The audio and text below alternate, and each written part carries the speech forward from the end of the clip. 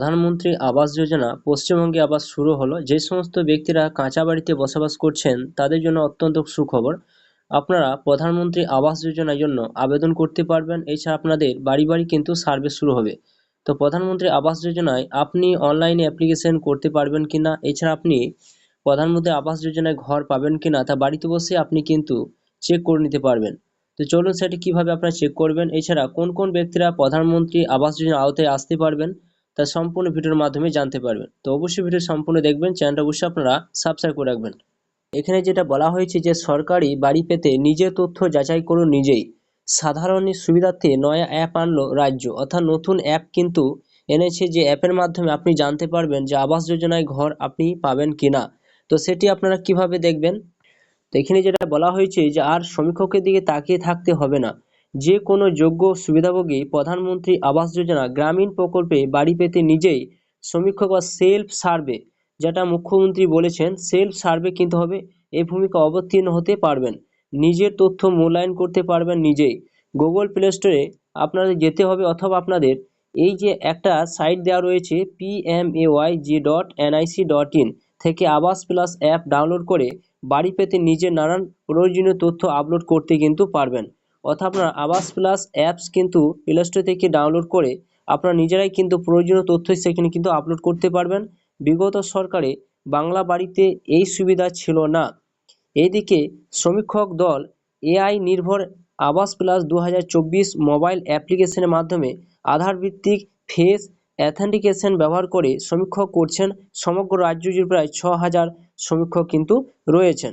তো জানতে পারছেন যে আবাস প্লাস যে অ্যাপটা রয়েছে, সেই অ্যাপের মাধ্যমে আপনি অনলাইনে প্রধানমন্ত্রী আবাস যোজনা গ্রামীণের জন্য অ্যাপ্লিকেশন করতে কিন্তু পারবেন। এছাড়া আপনি যদি অ্যাপ্লিকেশন করতে না পারেন তাহলে কিন্তু আপনার বাড়ি বাড়ি কিন্তু সার্ভে শুরু হবে। এছাড়া বলা হয়েছে গত 4 জুন থেকে শুরু হওয়া এই আবাস প্রকল্পের সমীক্ষায় আগামী 2 মাসে 4 আগস্টের মধ্যে 4 আগস্টের মধ্যে কোনো প্রত্যন্ত এলাকায় সমীক্ষক না যেতে পারলেও যোগ্য সুবিধাভোগী এই প্রকল্পে আবেদন থেকে বঞ্চিত হবেন না, যেটা কিন্তু বলা হয়েছে। তৃণমূলের জমানায় এই রাজ্যে একাধিক জায়গায় সমীক্ষক হওয়ার কারণে বা সমীক্ষক দল সেখানে না যাওয়ায় একাধিক গ্রামের বাসিন্দারা বাড়ি পাওয়ার যোগ্য হয়েও প্রকল্পের সুবিধা কিন্তু পাননি। তাছাড়া রাজনৈতিক অশান্তির কারণে সমীক্ষক দল সংশ্লিষ্ট এলাকায় না পৌঁছাতে পারলেও সেলফ সার্ভে বা নিজস্ব মূল্যায়নের মাধ্যমে যোগ্য সুবিধাভোগী এই প্রকল্পের সুবিধা পাওয়ার প্রক্রিয়া অংশ নিতে কিন্তু পারবেন। অর্থাৎ আপনি নিজেই কিন্তু সেই সেলফ সার্ভে করতে পারবেন যে আপনি পাবেন কি না।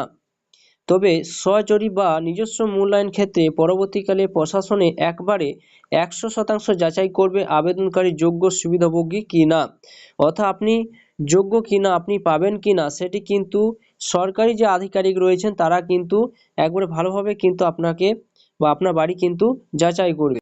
এখানে বলা হয়েছে যে রাজ্য পঞ্চায়েত ও গ্রামোন্নয়ন বিভাগ সূত্রে জানা গিয়েছে যে এই সমীক্ষায় আওতাতে থাকবেন গৃহহীন ব্যক্তি, কাঁচা বাড়িতে বসবাসকারী পরিবার, সরকারি স্তরে বা অভিযোগ করা প্ল্যাটফর্ম থেকে আবেদনকারী এবং অন্যান্য যোগ্য গ্রামীণ পরিবার। এই সমস্ত ব্যক্তিরা কিন্তু এই প্রধানমন্ত্রী আবাস যোজনার আওতায় কিন্তু তারা আসতে পারবেন, যেটা বলা হয়েছে। এই যোগ্যতা মানদণ্ডে কাঁচা বাড়ির সংজ্ঞা বলতে যে বাড়ি কাঁচা দেওয়াল অর্থাৎ মাটির, বাঁশ, খড়, ইট দিয়ে তৈরি, এই সমস্ত ব্যক্তিরা প্রধানমন্ত্রী আবাস যোজনার আওতায় আসতে কিন্তু পারবেন।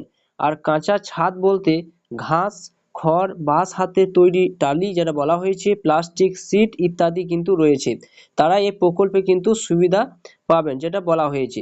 এই প্রকল্প না পাওয়ার অর্থাৎ বাদ যেতে দেওয়ার মানদণ্ড যেটা রয়েছে, যেটা বলা হয়েছে যে পাকা বাড়ি মালিক, দুটির বেশি ঘর, সরকারি কর্মচারী, উচ্চ আয়ের ব্যক্তি। এছাড়া বলা হয়েছে যে আয়কর পেশা, করদাতা, নির্দিষ্ট যানবাহনের মালিক, অকৃষি উদ্যোগ বা বড় জমি মালিকরা এই সুবিধা কিন্তু থেকে বঞ্চিত কিন্তু তারা হবে। তো আপনারা জানতেই পারছেন যে সমস্ত ব্যক্তিরা প্রধানমন্ত্রী আবাস যোজনা আওতায় আসতে পারবেন না। এছাড়া বলা হয়েছে যে এই কেন্দ্রীয় প্রকল্পে প্রতি পরিবার পিছু 1,30,000 টাকা কিন্তু মিলবে। 3টি কিস্তিতে এই টাকা কিন্তু দেওয়া হবে।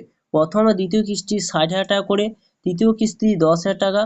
তবে বাড়ি সম্পূর্ণ হওয়ার পর প্রত্যেকটা কিস্তি পরে ছবি দিয়ে বাড়ির আপডেট কিন্তু জানাতে হবে প্রশাসনকে, যা নির্দিষ্ট পোর্টালের মাধ্যমে রাজ্য পঞ্চায়েত ও গ্রামোন্নয়ন বিভাগ থেকে গ্রামোন্নয়ন মন্ত্রক দেখতে কিন্তু পাবে, যেটা কিন্তু পরিষ্কারভাবে বলা হয়েছে। তো আপনি প্লে স্টোর থেকে কিভাবে সেই অ্যাপসটা ডাউনলোড করবেন চলুন সেটা সম্পূর্ণ দেখে নেওয়া যাক। আপনি কি করবেন, প্লে স্টোরে লিখবেন আবাস প্লাস 2024, এই অ্যাপসটা কিন্তু আপনারা ডাউনলোড করবেন। এরপর সেটা কিন্তু ইনস্টল করবেন।